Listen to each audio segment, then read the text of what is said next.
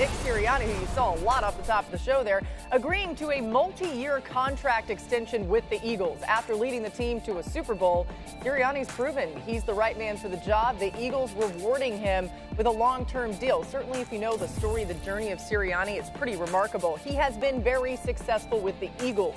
He's 54-23, including the playoffs, and that's the fifth best record by a coach in NFL history, trailing only Guy Chamberlain, Vince Lombardi, John Madden, and Ray Flaherty. All four of those guys in the Hall of Fame, just saying, very good company to be in. Tim, how do you think Sirianni has gotten to this point in his career?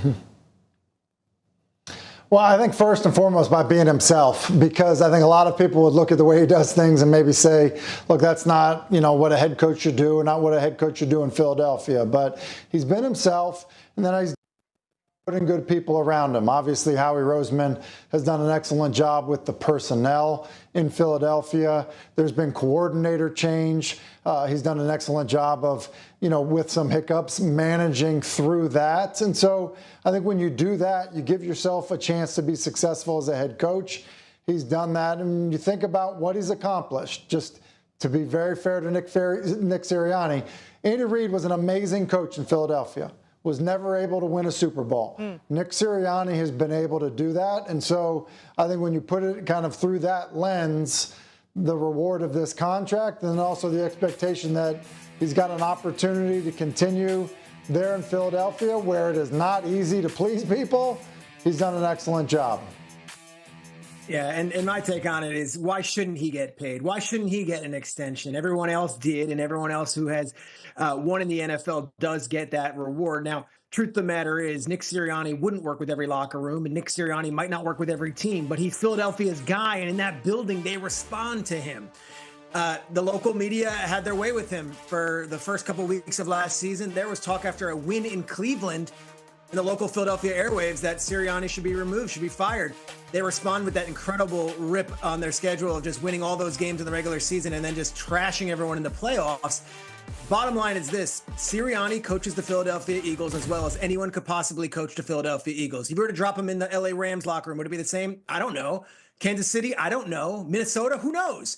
It doesn't matter. They found their guy. He works with them. Why should anyone else have a problem with him getting paid and extended? I'm happy for him.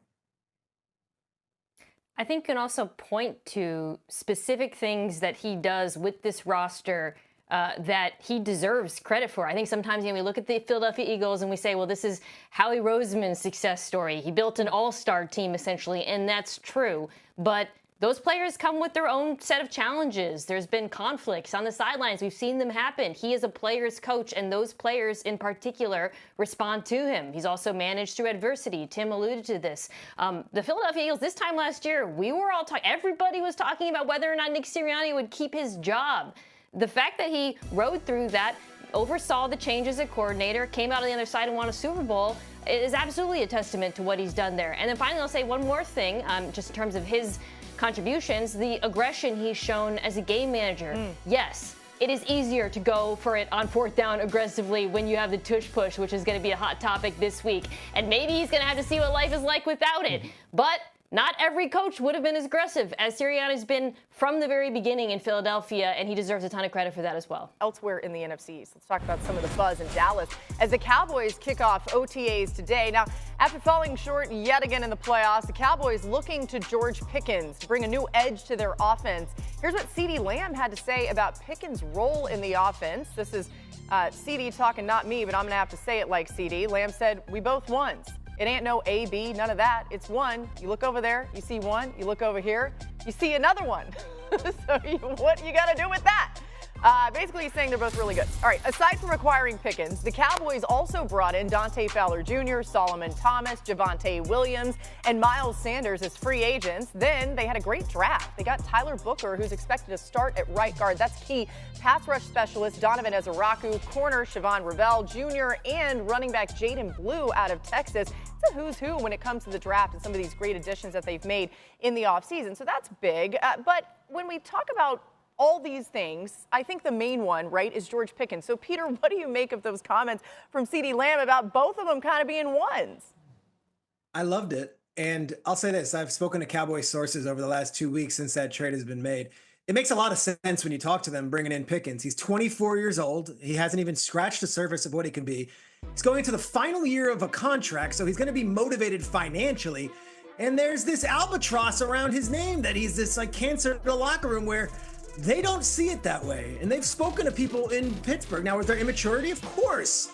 We've documented it well. Late to practice, late to game, all that stuff. But with a motivation of, hey, you're going to come to the Dallas Cowboys and you're going to make career life-changing money if you have one good season, that this makes sense. And from them, they went through the draft inside and out. And there was probably one player that they viewed in the same breath as George Pickens at that position. And Teteroa McMillan went to the Panthers 8th overall. So they pivoted, took an offensive lineman. But this was better than any draft pick that was possible at the wide receiver spot. As for CeeDee Lamb, I love this. This is CeeDee Lamb saying, I have no problem sharing the spotlight. I have no problem seeding some of my targets.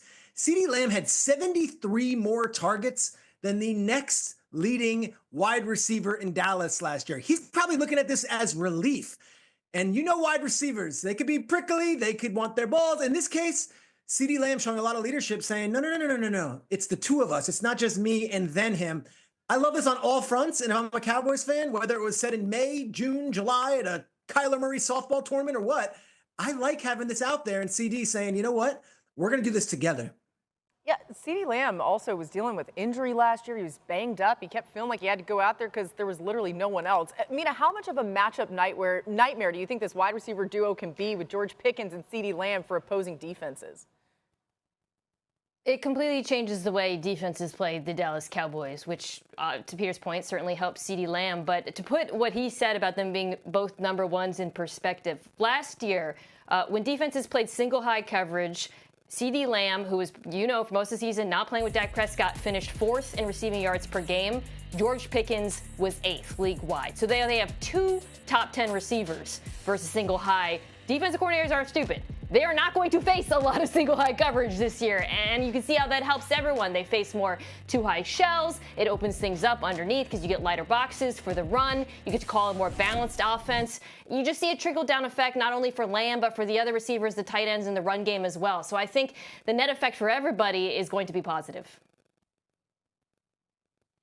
Yeah, listen, I think that we probably all agree, like his talent is undeniable and his ability to win one-on-one matchups, contested catch guy, ability for big plays down the field. It's really incredible. George Pickens, I think in many regards, kind of put himself, in the upper echelon of receivers in terms of his ability to do those things. To me, this all comes down to not CeeDee Lamb's unselfishness, because I would agree with you both on, CeeDee's posture with this all. It's really about George Pickens. How is he going to be? Is he going to be a guy that he's okay when the ball isn't coming his way? Is he going to be, the type of teammate and even leader that you want on your team? Because he has not been that in Pittsburgh. Typically speaking, teams don't trade away super talented guys, let them leave their organization when they're young. But you do it if the guy becomes a bit of a headache. He had been that in Pittsburgh. And let's face it, Dallas has not really been the locker room that